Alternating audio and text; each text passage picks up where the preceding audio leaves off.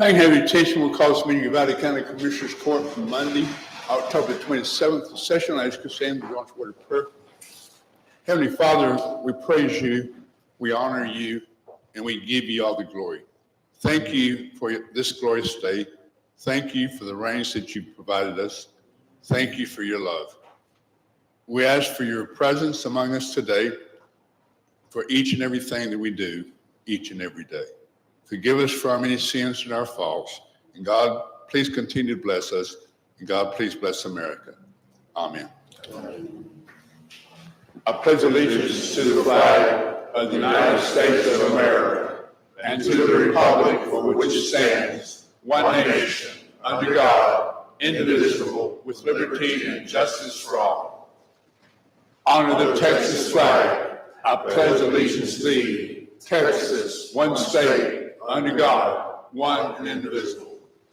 Okay, thank you. Next item on the agenda is to have citizens communications. We have several people who have signed up to speak this morning. The first one is Sandra Pettis. Sandra, if you'll come speak at the microphone, you'll have 3 minutes.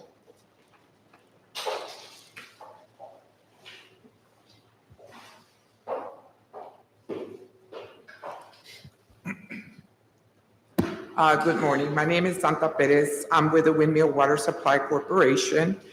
On April 15, 2025 election, President Mr. Moreno, Secretary Treasurer Ms. Carrasco, Board Member Mr. Vara never agreed to resign on April 15, 2025. Attorney Justin Walbert made a decision to tell the members that the board members were resigning at that present moment. He removed the board members unfairly. A dismissal that violates legal or ethical standards, goes against the Windmill Water Supply Corporation bylaws, which was conducted without due process. Article 4, Section 2 of the bylaws gives the procedural outline to remove a board member. The Uvalde Leader News and the Uvalde Historian both reported tension and palpable frustration from the members, making the board members feel fearful. Uvalde County Constable Emmanuel Zamora stepped in to quiet the room. Secretary Treasurer Ms. Carrasco had a police be present, but the police never stepped in to keep order. The present board, President Jim Shoemaker, Vice President Mario Valdez, and Board Member Julia Alvarado are a procedural error that Attorney Justin Walbert did by failing to follow the bylaws. I was elected on the same day as Secretary Treasurer and resigned about 3 months later due to the fact that Attorney Justin Walbert was doing the job of Secretary Treasurer and getting paid $5,000 for doing the job I was elected to do. Of course, his contract stated that he was hired as legal counsel. The board replaced me right away, but the new Secretary Treasurer also resigned within 2 months, stating in her resignation that she felt uncomfortable signing checks. The Uvalde Estate is a colonia, meaning low-income, unincorporated community. The present board is getting a $600,000 loan, putting the Windmill Water Supply Corporation in debt by putting it up for collateral in order to get smart meters, which in the long term will cost the members more money. They are also not informing the members of disadvantages of having a smart meter, only the advantages. President Shoemaker and the board is now putting the corporation into a deficit, stating that the corporation will be running out of money in a few years if rates increase is not done immediately to solve the problem. But yet, he went and purchased a new Chevrolet truck that costed $39,473 out of the Windmill Water Supply Bank reserves for his personal use. 15 seconds. I requested water service and instead I had a meter removed and denied water. Service stating I didn't have a house on the property and that I refused to fill out the easement right-of-way agreement, which, by the way, I had half notarized. I do have a house on the property and would like to notarize the information. President Shoemaker told me I would not get any service in retaliation against me for informing the members on how the bank loan could affect them if we default on the loan. The members have been attending the meetings to inform him and the board on how they do not want the smart meters, but they have fallen on deaf ears. The members have started a petition to remove Your time's up. Jim Shoemaker. Thank you. Appreciate it. Thank you for your time. Yes, If you have thank any you. questions, I'm available. Our next speaker is Irene Trevino.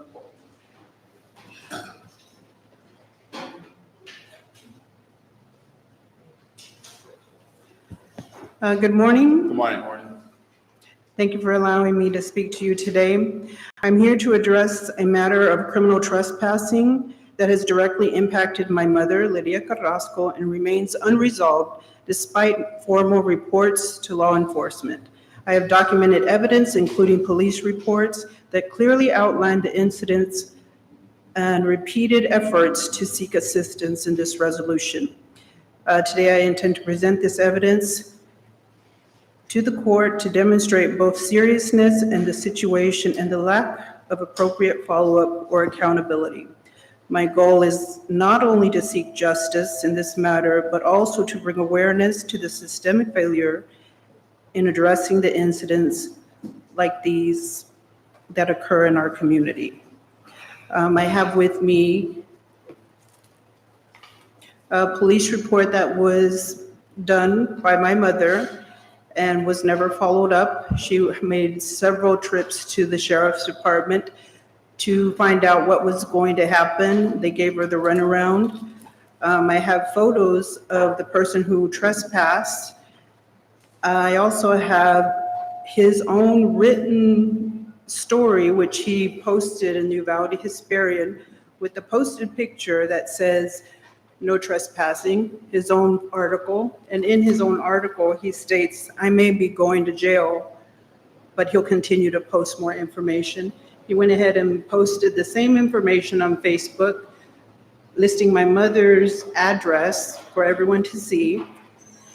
Again, he lies on, he's just posting a bunch of false information. My mother wrote a letter and went to speak to Attorney John Dodson, looking for assistance and guidance in this situation. He wrote on the back of her letter, "This is criminal trespassing," and referred her back to the sheriff's office.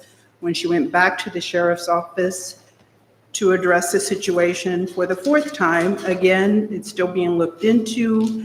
Nothing has come of this. There has been no resolution. So I'm asking the court, what do we do next? Where do we go? Will you leave that with me? Yes. And if you want to add anything, because I know on her report, they did not put what she was telling the officer. So you can let them know how you felt when he trespassed and attempted to go into the home.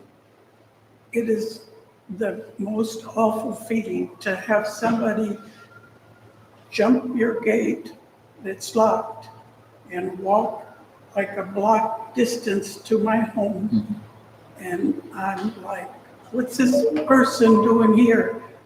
I didn't open the gate.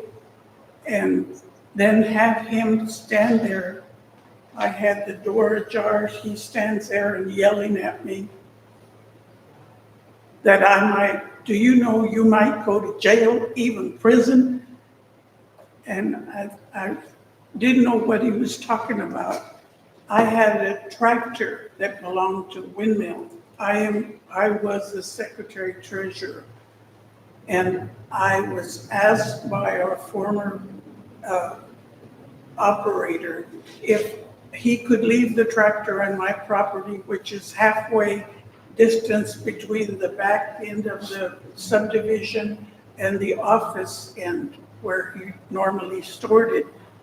I have gated fence, 5 acres, a gated entrance that's locked, and he asked me permission to leave that tractor there.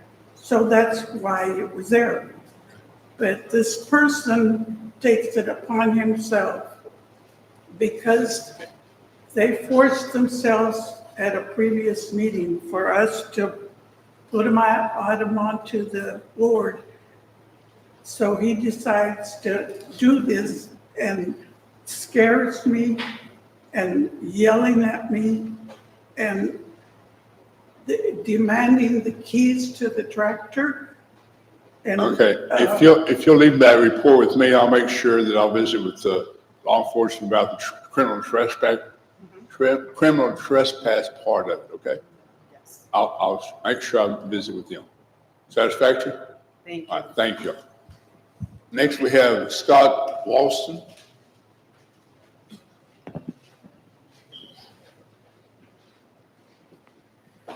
Well, good morning. My name is Scott Walston, and I represent the property owners of the Walnut Springs Ranch subdivision. We've got about 212 tracts of land there, 138 owners, and it's about 3,700 acres, so it's a fairly good-sized plot. We have 8 full-time residents, which has doubled over the past 2 years, and we have multiple other people who are saying they're coming out to live in our area full-time. So the issue that I really want to look at is the conditions of our road, our County Road 408. The subdivision starts about 5.5 miles down County Road 408. It's since our flood that we had in July, we've had one really bad mud hole that was fixed, and we had an individual come out to do some brush clearing. That brush clearing was poorly and inadequately done, very poorly done. I'm just kind of disappointed. And the situation of the road was really highlighted by one of the residents who contacted me this past Friday. He said that he was having a load of concrete delivered to his place, which is at the end of the road. The concrete company told him he would not deliver any more concrete out there until the road was fixed. So that tells you pretty much how the condition of the road is. And unfortunately, it has continued to deteriorate over the past 5-6 years. I've lived out there for 10 years, so I kind of watched it slowly but surely deteriorate. And it's not the only road. I also have driven on other Precinct 4 roads, 414, which has 6 residents on it. The brush is so close to the roads that it's actually dangerous. One of the residents I spoke to said that he had to run into the brush in order to avoid a head-on collision, and it has not been cleared. They've got great equipment. I don't know whether the situation is training, manpower, whatever the case may be. This situation is potentially not only our area, but in other areas. I tried to be as subjective as possible with this comments. I have 24 years experience as an analyst for management and production in the Air Force, so I'm very aware of looking at production systems. I do appreciate your time. I ask that you look into this and let's see what we can do to be able to improve things. Thank you so much for your time. Thank you. Thank you. Diane Carew. Good morning, Diana Olvedo Carew. As a community advocate, I work diligently as a lot of my time, I'm retired now, to help people in our community. And today I'm here to support the comments that were made earlier by Ms. Lydia Carrasco and Irene Trevino. They shared with me the incident that happened with Mrs. Carrasco, and that happened in September 5th, 2024. Ms. Carrasco, as she mentioned to you, had Mr. Jim Shoemaker climb over her gate where there was a no trespassing sign, went to her door, and aggressively addressed her about an issue that could have waited until another day. He was very aggressive towards her in his manner, in his words, and she is a vulnerable senior adult who experienced a very terrible experience with Mr. Jim Shoemaker. When she attempted to call the police, they did take a 3 or 4 page report. I do have it with me and can leave it with the court if you need. And the deputy that responded to the call was Deputy Raimundo Lara.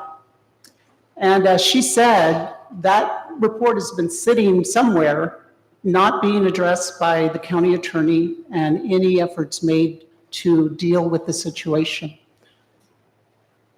On October 15th of this year, Mr. Shoemaker once again was involved with the sheriff's department after Mrs. Santa Roque Perez, who is here today, went to his property as a person that has had a meter, owns property at Uvalde Estates, to visit with him about why the meter had been taken off her property.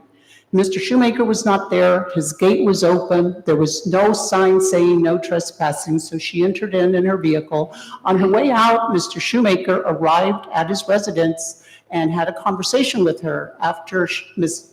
Roque Perez left, he called the sheriff's office, and a few minutes later, Ms. Roque Perez received a phone call from the sheriff's department from a Deputy Perez and then a Deputy Lara, followed up after Deputy Perez, and told her that if she ever went to Mr. Shoemaker's property again, if she went to the Windmill Water Supply Corporation office at any time, she would be arrested for criminal trespassing. The officers made no attempt to take a statement from her to find out her side of the story, to see what had happened. They just basically told her, no matter what, she tried to ask questions, no 15 matter seconds. what, if you go on these two properties, you will be arrested for criminal trespassing.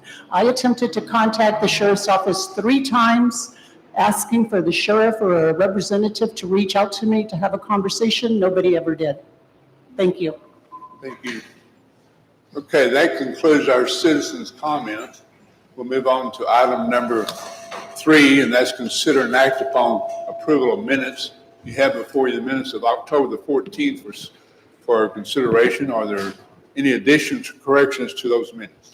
I make a motion just to we approve the minutes. I have a motion by Commissioner Vargas to approve as presented. Is there a second? Second. Commissioner Garza, discussion? All in favor say aye. Aye. Opposed? Motion carries. Item number 4 is to consider and act upon debt service items from Fund 42. These are the items, some of the items have been approved by the issuance of bonds, and they need to be approved by the court before we actually exercise that purchase. So Carl, would you outline those, please?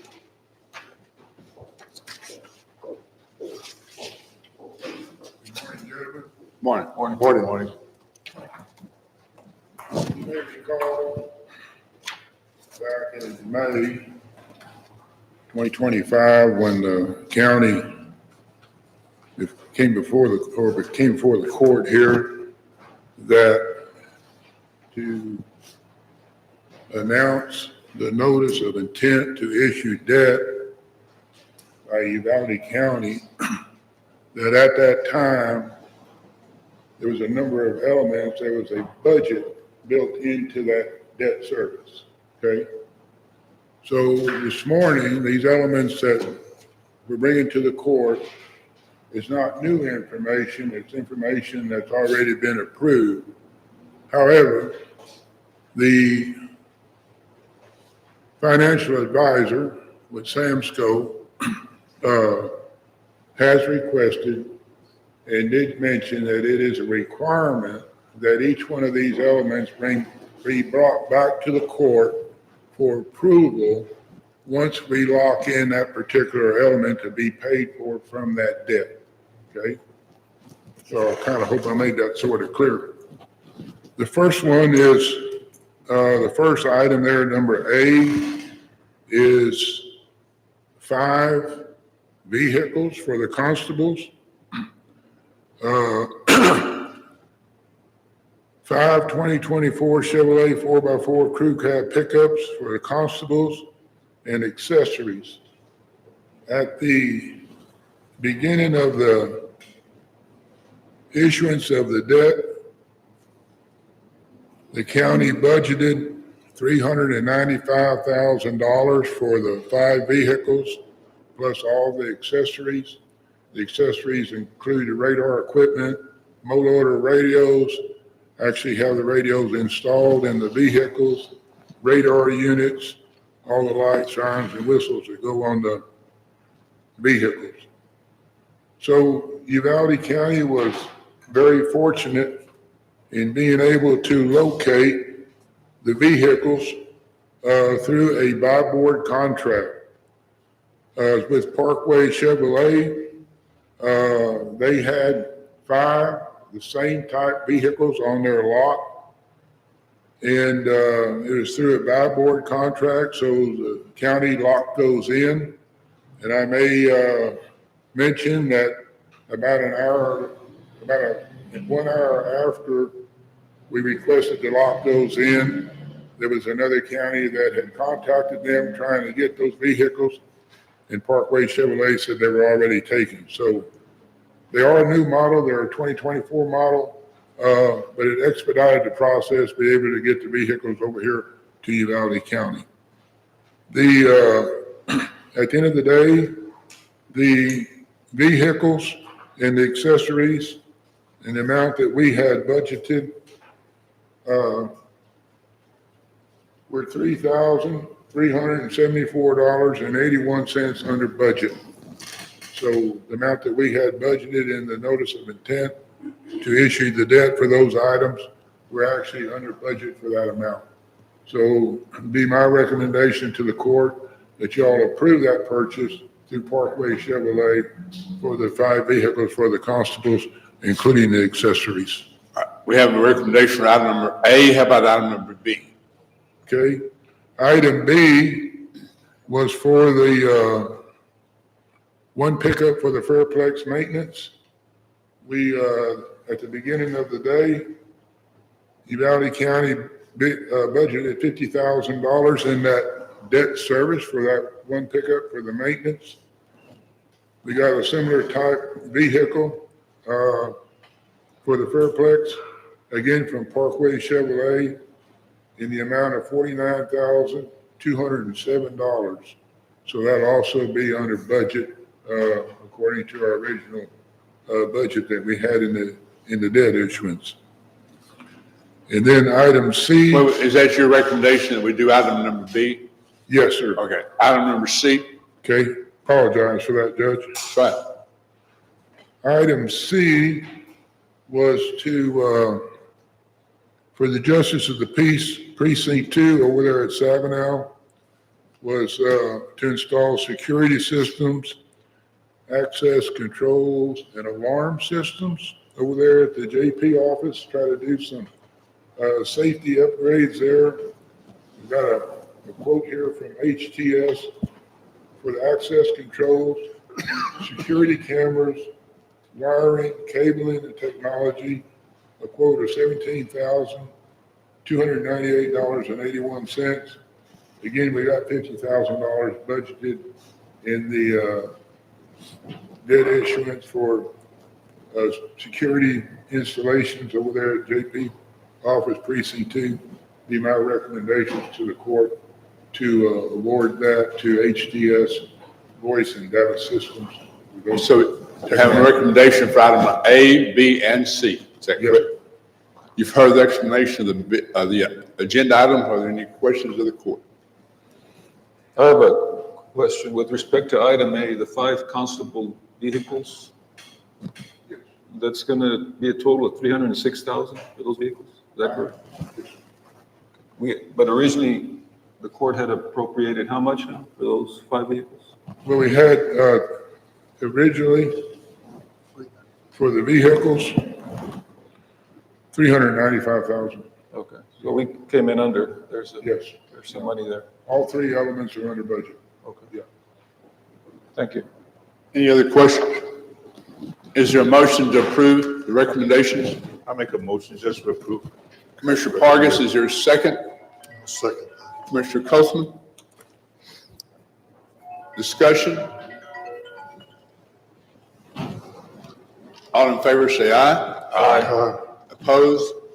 Motion carries. Item number 5 is consider and act upon a change order number 1 for the Uvalde County Sheriff's Office Training Building Facility as regards to electricity. Is that correct, Mr. Paul? Thank you, Judge. So back in August of 2025, the Uvalde County Commissioners Court awarded the electrical installation of the regional training facility out there at the Sheriff's Department, RTF, to Trevino Electric in the amount of $50,767. At that time, we were informed that AEP would run the electrical from the transformer pole to the building, okay? It's come to our attention that AEP now installed the meter box on their pole, and now the electrician has to install the meter loop and run the electrical line to the facility on the county's dime. So we got a quote from Trevino Electric to do that. Their cost is $5,501.29, which would be a change order to their original contract to install the electrical there at the training facility. When the court, or should the court approve the change order, this additional cost will be picked up with the latch funds. The latch funds are local advisory and tribal, conservative city tribal funds that the county received in the amount of $60,000. Those funds have been kind of set aside, have not been obligated, and so this additional cost could be obligated to those funds that the county has received from the U.S. Treasury Office. Sort of like ARPA funds, but they're not ARPA funds, they're LATC funds. So the building's got to be usable. You got to have the electrical in there. At the end of the day, my recommendation is the Commissioners Court would award that change order to Trevino Electric. You've heard the explanation of the agenda item and recommendation. Are there any questions regarding it? Is there a motion to approve? I'll make a motion to approve the Commissioner change order. Garza, I'll second that. Commissioner Copeland, discussion. All in favor, say aye. Aye. Opposed, motion carries. Can I ask a question? Sure. Mr. Treasurer, that's the final deal, and it'll be hooked up, ready to go. Yes. It'll be, Should finalize the deal also. Yeah, should be complete. Any other questions, comments? If not, we'll move to item number I was 6. going to ask him a question. When is the whole building supposed to be completed, Chief? I'll let Brandon, I'm sorry, Commissioner. By when is that whole building supposed to be complete for training and usable? In the next probably 30 days, I imagine by the time we get the power turned on and switched over to the appropriate energy company that the county has a contract with, we got to get some plywood on the walls, and but we've already measured out how the walls will go up. The modular training facility was purchased through a grant a few years ago by the court. So I would say in the next 30 days, we will have our first training in. And we were already scheduled with one of our local schools to train their guardians in January in that building. So it's coming along and already being used by the community and the local law enforcement. Sounds good. Thank you. Thank you. Thank you, Commissioner. All right, we'll move to item number 6, and let's consider an act upon election administration's office security system. Carl.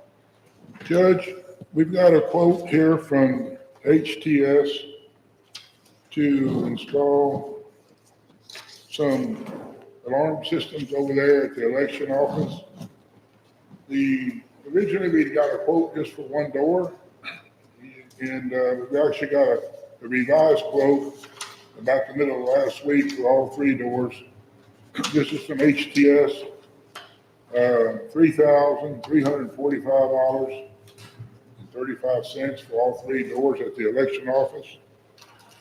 This cost will be budgeted and paid for through the HAVA grant. I want to thank Christy White for coordinating that with the HAVA folks, that this actual expense is eligible to be paid for through the HAVA grant due to the fact that they store their equipment and everything over there in the election office. The HAVA Act is a Help America Vote Act. The county has received an award of $42,500 in federal funds. Have a local match of $8,500. It's not quite an 80-20, but pretty close. Again, I want to thank Christie for coordinating that. You've done a good job on that. We appreciate that. It'd be my recommendation to the court to award to HTS the amount of $3,345.35 for the installation of alarm systems over there at the election office. You've heard the explanation and the recommendation. Questions? Is the monthly monitoring, is that a month by month or is that a multi-year contract? The monitoring, and I noticed in the bid, it says monthly monitoring of $49.95. It's an annual contract. That's an annual contract, yeah. Because we have an annual lease on our deal. I don't want to get too far out ahead of our lease. Yeah, the actual grant goes through 2026. Chris, do you have anything that you want to add? Anything? Okay. Is there a motion to approve? I'll make a motion. Commissioner Copeland, is there a second? Second. I'll second. Commissioner Pargas, discussion? All in favor say aye. Aye. Opposed? Motion carries. Move to item number 7, and that's consider an act upon a rifle-resistant armored body grant program or grant for our constables. Mr. Esser? Gentlemen, back on the 10th day of March, 2025, Uvalde County approved a resolution to apply to the governor's office for the fiscal year 26 rifle-resistant body armor grant program. Uvalde County was successful in that application and has received a statement of grant award in the amount of $17,500. There's no match involved with that. We had a quote originally when we prepared the application to provide for the best body armor vest for each of the individual constables. Governor's office has approved that, and be my recommendation to accept that award in the amount of $17,500. Are there any questions of the court? Five vests. Any questions? Is there a motion to approve? So Commissioner Yeagle, is there a second? I'll second it. Commissioner Garza, discussion? All in favor say aye. Aye. Opposed, motion carries. Item number 8 is consider an act upon the Lone Star Grant Award. Carl? Judge, this is a continuing and ongoing program. I think everybody here is pretty familiar with Operation Lone Star. Been going on for about 4 years through the governor's office. Uvalde County has been most fortunate and has been awarded a considerable amount of funds. And Uvalde County has definitely benefited from that operation. Back in February, on the 10th of February, 2025, the Uvalde County Commissioners Court approved a resolution to submit an application to the governor's office for the fiscal 26 Operation Lone Star Grant Program. At this time, Uvalde County has received a statement of grant award to the governor's office for Operation Lone Star in the amount of $1,113,566.91. It's for a number of different elements to provide resources there to assist with the court administration through the district attorney's office, and for prosecuting the defendants in Operation Lone Star. Got funds set aside there to pay for overtime, a number of different elements in the grant. It's a 1-year grant. It runs through August 31st, 2026. Let me just say that Uvalde County, the reason they're receiving $1 million award is they've done an outstanding job historically in the last 4 years tracking, monitoring, and implementing the Operation Lone Star Grant Program. Other counties that are not quite as successful due to various reasons, but Uvalde County has done an outstanding job. I want to congratulate all the department heads that are involved with Operation Lone Star It's only because of their efforts and the Commissioners Court support that Uvalde County has benefited from the Operation Lone Star program. Again, be my recommendation that the county award or accept the award, Operation Lone Star, in the amount of $1,113,566.91. Any questions or Carl? You've heard the explanation and the recommendation. Is your motion to approve? I make a motion just to approve. Commissioner Pargas, is there a second? Second. Commissioner Yeagle, discussion? All in favor say aye. Aye. Opposed? Motion carries. We'll go down to number 9, and that's consider and act upon the regional public defenders for capital cases interlocal agreement. This is a renewal of an interlocal agreement we have with Lubbock County for providing regional public defense for a capital murder case, should we have one. The amount of it is $11,500 for the county. It's my recommendation that we approve the interlocal agreement. Questions? Is there a motion to approve? I make a motion to approve. Commissioner Garza, is there a second? I'll second that. Commissioner Copeland, discussion? All in favor say aye. Aye. Opposed? Motion carries. Item number 10 is consider and act upon appointing election judges and alternates. Kristen?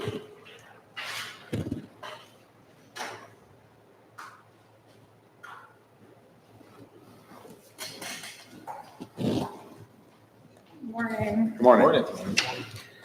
I have provided you with a list of election judges and alternate judges for the upcoming November 4th election. Came to my attention that it had not been approved by the court, and so I'm asking that you accept our recommendations and approve our list of judges for the election. Okay, you have before you the names of the proposal presiding officers of the election. Question by the court? I've gotten some blowback by one of your appointments here with regards to the early voting ballot board, Jolene Williams. That was your sole decision to appoint her? No, sir. It was not my sole decision to appoint. Did the, I had consulted with the Republican Party chair. yeah, that's where I was going. Did they have a say-so on it? Yes, sir. And the Democratic chair? He did not respond to any emails. Okay. And I consulted with the Texas Ethics Commission, and I also consulted Okay, with you the did. legal team at the Secretary of State's office regarding a suspected conflict of interest, and in their legal opinion, there was no conflict of no interest. conflict of interest. Okay, thank you. Anything else? If not, we have individuals that would like to speak regarding this item. Emma Trimmel? You have 3 minutes. Good morning. I have a very loud voice. First of all, I want to congratulate Christy. I look forward to visiting with you. As you know, my goal is to kind of shut down the rhetoric and all the suspicion by closing up the gaps at our elections office, because as I've shared with you multiple times, I went there as a poll watcher, hoping to find that everything was wonderful, and that was not the case. I found multiple gaps of concerns. I filed affidavits, and there are some investigations that are actually going on. Some said, yes, that we see there's a problem, but there's no criminal concerns here. We're going to address the problems. But one of them did go to the Attorney General's office, and there is an investigation. What the results of that are, I do not know, and I can't give you that information. What I can tell you is that I am very pleased to hear that is it Christy or Christine? Christine has brought in a security system. I think that's very important for our elections office. I would like for her to be in a really good position, not to have to deal with the opposition that the former administrator dealt with, because there were a lot of questions, a lot of concerns, primarily gaps. I'm not insinuating that there was anything intentional that was going on that was illegal. I'm saying there was a lot of room for error. When you have elections that are won by one vote, and because a ballot was found in the bottom of the box, or you have another election that a particular candidate won, and then, hey, surprise, no, we didn't, because we found 40 extra ballots somewhere. So I want for you as elected officials to really pay attention to this, and for the committees to come together with our chairman, both the Democrat and the Republican chairman, and let's follow the rules. Let's get the codes going, and let's do this right, and do everything we can to make sure that there is continuity here, and there's that ballots are being cared for properly. And I would like to know, do we have in place at 15 Central seconds. Count the tabulation supervisor, presiding judge, alternate judge, and the station manager? That's never been the case.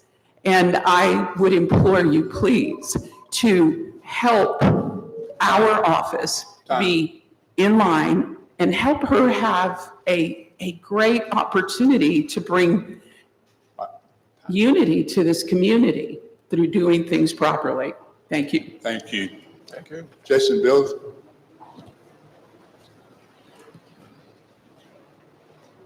Three minutes. Good morning. Morning. Federal law 18 USC 208 prohibits officials from participating in matters where their immediate family has financial interest. ESD, financial interest. Also, I've looked over this. I hope you guys have too. I hope y'all read some of the addresses as well. Fortunately, I don't think this was filled out properly by these signers, because some of these addresses are within the city limits and does not state that those people, which it's supposed to state that within this petition, that these signers have property outside of the city limits. We have a problem, gentlemen, and it needs to be addressed. There's one address on here that's for the Fairplex. That's not a residential address. That needs to be addressed. My question is, who verified the signatures?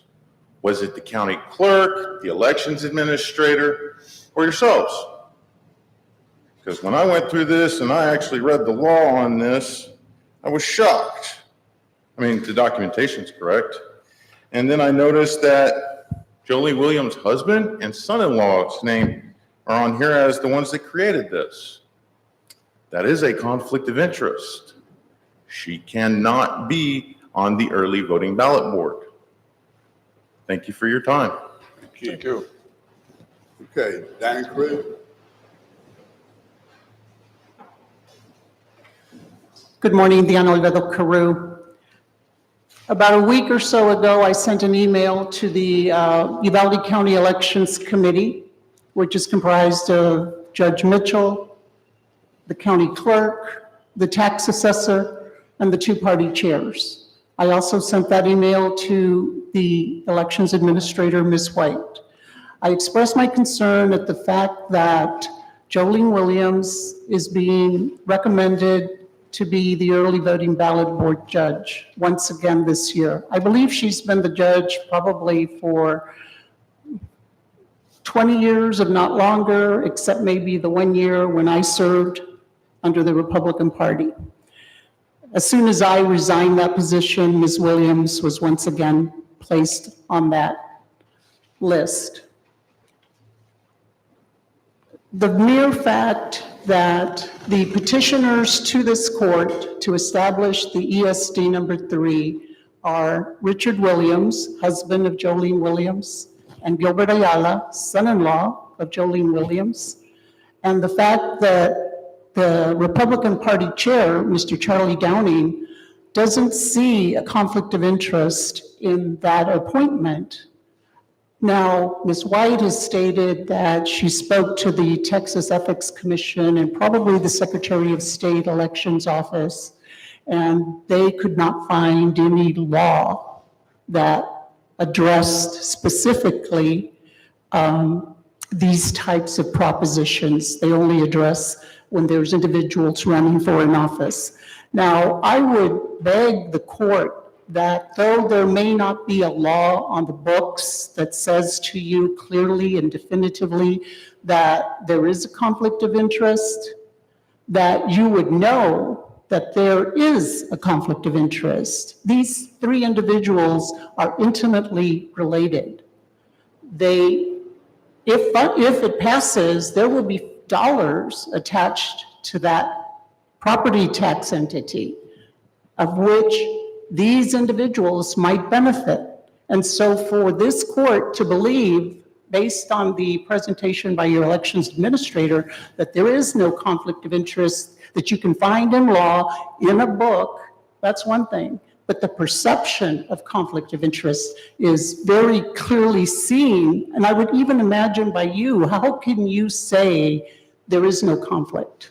It's very evident, it's very clear, and as a service to your constituents, it would be in the community's best interest for you not to appoint Ms. Williams. There are other options. Sergio Porras has served in this capacity for many years. He could easily step in. Thank you. Thank you. Okay, you've heard the item presented by the elections administrator. You've heard the comments from the citizens. Is there a motion to approve? So moved. Commissioner Yeagle, is there a second? I'll second that motion. Commissioner Cothman, discussion? I'll just say for clarification, I've certainly had my differences with Mr. Williams over the past, years past, on political issues maybe, but I don't think anybody can question her integrity over the years that she's operated in her capacity. And I think one distinction to make is it's being suggested that there's a personal benefit. You've got multiple layers separated there. In other words, if this were to pass, it creates a taxing entity, which is appointed by this body, not by a party. The recipients of those dollars would be contracted voluntary organizations, meaning the voluntary fire departments, who then have the opportunity to trickle those services down to an individual. So there's no direct correlation, as far as I can see, to have a financial benefit, which I'm assuming is why the Attorney General's office decided there was no conflict. So I just wanted to make that point that you may have your differences of opinion on the issue on whether ESD is something that should go forward or not go forward. But I don't think it's fair to say that the firemen who volunteer have a personal benefit based on whether the ESD occurs or not. They're volunteer firemen today, they'll be volunteer firemen tomorrow. After the election's over, they'll be volunteer firemen. And again, the ESD will contract those volunteer organizations, but it has no requirement to do so with that particular organization in perpetuity. They can always change services because, again, the volunteer fire department in an ESD becomes de facto a contractor. Any other comments? If not, all in favor of the motion say aye. Aye. Opposed?